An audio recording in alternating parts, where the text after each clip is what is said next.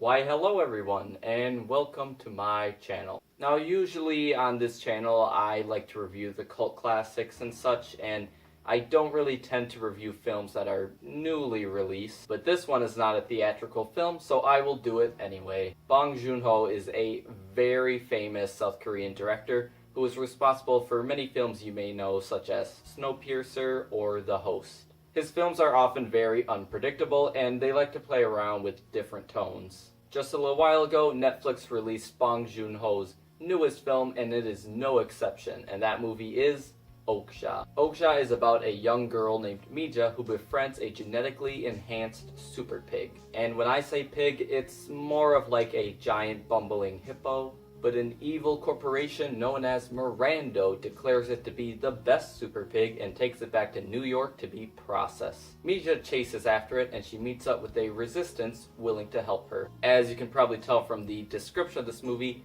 it really is no surprise that it's a anti-capitalistic, eco-friendly kind of movie. The movie is definitely not subtle with it, but it is not trying to be. This is a film that really shows the disgusting side of the food business. First off, I guess I'll say I actually really enjoyed how OKJA was portrayed in this movie. Like, yes, it is a big disgusting creature, but there are a lot of moments where you see that OKJA has a really good heart. All characters' intentions are made very clear in this movie, and while some of them could use a bit more development, maybe Mija, but other than that, I still got most of their motivations and was still able to see what each of them wanted. This film has a great cast, and especially with Tilda Swinton. She plays like a Cruella de Vil type villain. She was actually my favorite part of this movie, and she just really stole the show. Every time she was on screen, my eyes were just glued to the film. This movie also has Jake Gyllenhaal at his hammiest. He gives the most over-the-top performance, and I can't tell if he's good or not, but I really enjoyed it,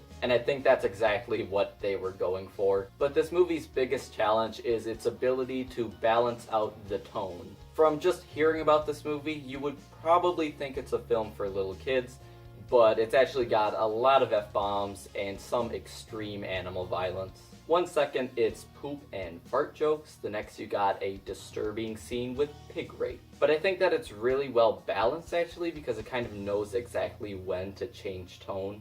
This is a movie that can be sweet, funny, or disturbing, but it all kind of feels natural within this world. Now, a good example of a movie that does not know how to balance tonal shift is Book of Henry. That movie does not know if it wants to be for kids or adults or what, and it's just kind of a real tonal mess. It's a terrible movie. Go see it. The message of OKJA is also very important to the film. Bong Joon-ho seems to be a director who likes his environmental messages, but he's also a director that likes to mix things up. Like, he never just sticks to one. I was reading an article about this film where he said pretty much that his intention was to combine those films where animals are friends and combine those films where animals are simply there for slaughter, and kind of show that they do share the same world and they're all one and the same. It makes for kind of like a grisly version of Charlotte's Web. I don't think the director's intention was ever to just get the audience to stop eating meat. I think it's more of to think about where that meat is coming from,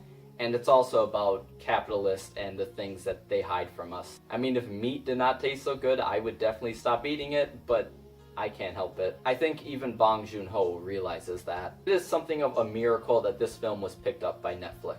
It's a movie that'd be really hard to sell to the theater audience because of its odd tone, and also because of the whole having two languages in one film, and that might get a bit confusing for people. I personally thought the balancing of the Korean and English language was actually like really cool to see, and I think it's just interesting to see a movie that uses two different languages, but kind of in even amounts as opposed to one more than the other. But thankfully Netflix is a very experimental streaming service, and I hope to see more strange films like this from them in the future. I love how different Bong Joon-ho's films are, and though they're not what a regular audience is used to, they just work so well. The only thing I can think of that really needs improvement in this movie is maybe to give Mija some more screen time, or just a bit more focus on her.